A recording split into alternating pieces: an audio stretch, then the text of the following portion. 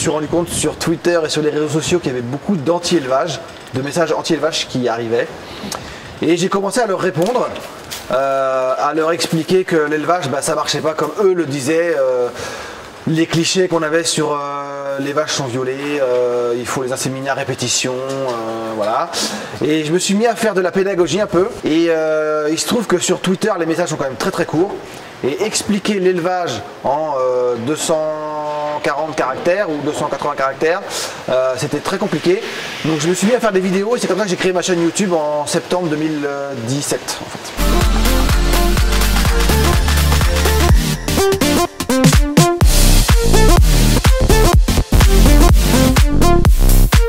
Garder le sourire, même si c'est pas toujours facile quand on se fait un peu insulter, garder le sourire, expliquer simplement, être factuel.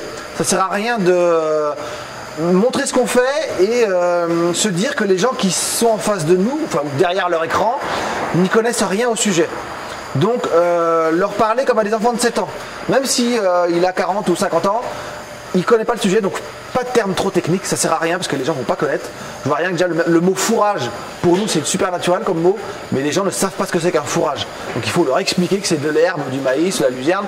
Mais ça il faut donc utiliser des mots, des termes hyper simples, rester poli, courtois, c'est la base, factuel. Quand vous faites passer un message et que vous montrez que vous êtes passionné, le message il est beaucoup plus impactant que si vous montrez que vous êtes un peu triste, déçu, malheureux quoi, tout simplement. J'essaye aussi de mettre de l'humour dedans, parce que ça passe tout de suite mieux le message quand il y a un peu d'humour. Et les gens sont en demande de savoir, parce que quand ils savent pas, ils se font des fantasmes.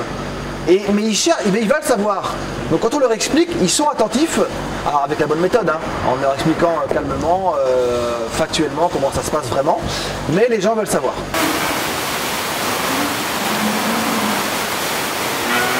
Le piège, le principal qu'il faut éviter, c'est d'être trop sentimental. Parce qu'on a tendance à... On aime ce qu'on fait, on est passionné par ce qu'on fait, le métier qu'on fait.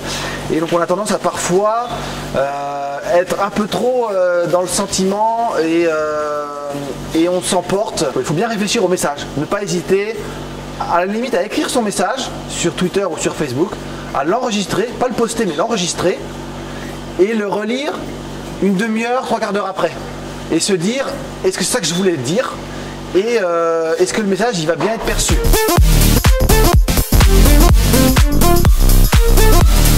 Il faut être blindé quoi. Il faut être blindé, il faut se dire que c'est pas des gens méchants, je pense, c'est des gens qui n'y connaissent rien. J'ai vu aussi beaucoup de gens à qui entre guillemets m'agressaient parce qu'ils expliquaient que je violais les vaches et que j'étais un assassin et que voilà. Et quand on leur explique, eh bien ils changent d'avis.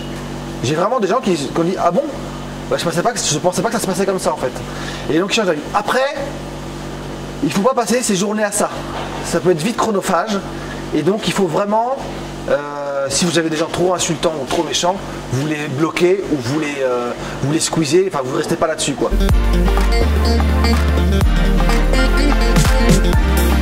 Mais en fait, ce qui me prend le plus de temps, ça va être Twitter. J'y passe à peu près en moyenne 2 heures par jour. 2 heures et demie par jour, facile.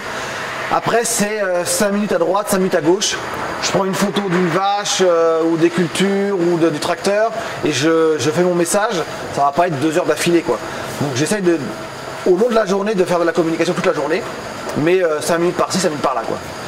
Et quand je fais une vidéo YouTube, là, ça me plus de travail.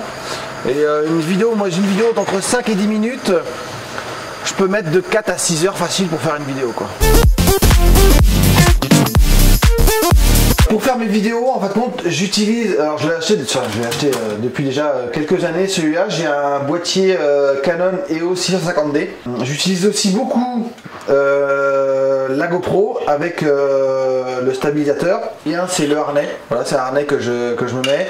Je peux fixer, je le fixe ma GoPro dessus avec mon stabilisateur, je l'ai sur la poitrine et quand je fais des vidéos un peu en immersion sur comment utiliser, quand je suis dans le tracteur, je monte dans le tracteur, j'ai la caméra, quand je fais un vélage, j'ai fait une vidéo sur le vélage avec la caméra sur la poitrine, donc je tire le veau de la vache, on voit comme si on y était.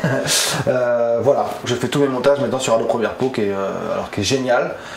Il faut prendre la main parce qu'il y a une quantité d'options énormes pour faire du montage vidéo sur Adobe Pro. Vous pouvez faire des choses, vous pouvez faire plein de trucs.